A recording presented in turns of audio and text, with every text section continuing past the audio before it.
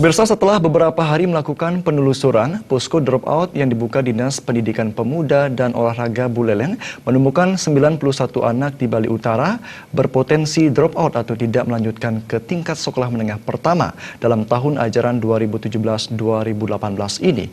Berbagai alasan anak tidak bisa melanjutkan, salah satunya tidak ada keinginan anak tersebut untuk bersekolah.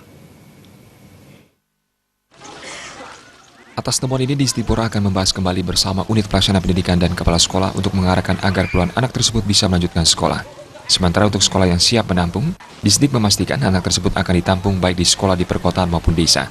Anak yang berpotensi DO dengan berbagai alasan, mulai dari kondisi cacat fisik, keterbelakangan mental, lokasi tempat tinggal jauh dengan sekolah, persoalan ekonomi keluarga hingga pihak orang tua tidak mendukung anaknya sekolah dengan alasan untuk membantu mencari nafkah keluarga. Bahkan yang paling sulit tidak adanya kemauan anak tersebut untuk bersekolah. Dari segi biaya sekolah sebenarnya tidak ada persoalan, karena pemerintah sudah mengucurkan dana operasional sekolah sehingga siapapun anak bisa bersekolah dengan gratis. Angka dropout setelah MPLS kita bisa mengetahui data anak-anak yang bisa masuk sekolah sampai data terakhir ya kemarin hari Kamis itu ada angka 91 anak yang belum masuk ke sekolah. Dan kami sudah identifikasi anak-anak itu termasuk namanya, termasuk apa penyebab mereka belum mau masuk ke sekolah.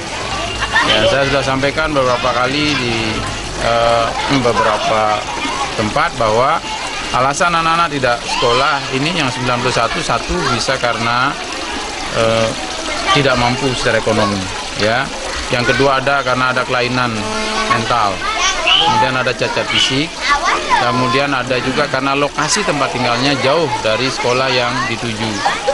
Dan yang paling berat buat kita sekarang ini adalah niat mereka untuk sekolah rendah. Menangani hal ini perlu kerjasama antara pemerintah, tokoh masyarakat, pihak swasta sangat diperlukan. Bagaimana ke depan anak-anak yang telantar bisa bersekolah?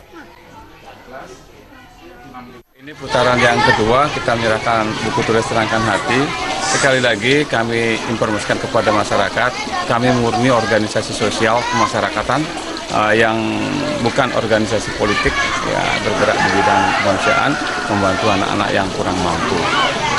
Dan kami selanjutnya akan bergerak ke desa Bebetin sekarang. Setelah Sambangan kita Bebetin, kemudian minggu depan kita akan bergerak ke Geroka. Dari data Dinas Pendidikan, kecamatan terbanyak siswa tidak melanjutkan ada di Desa Jula, Kecamatan Tejakula, Desa Pangkung Paruk, Kecamatan Seririt. Komang Yuda, Bali TV.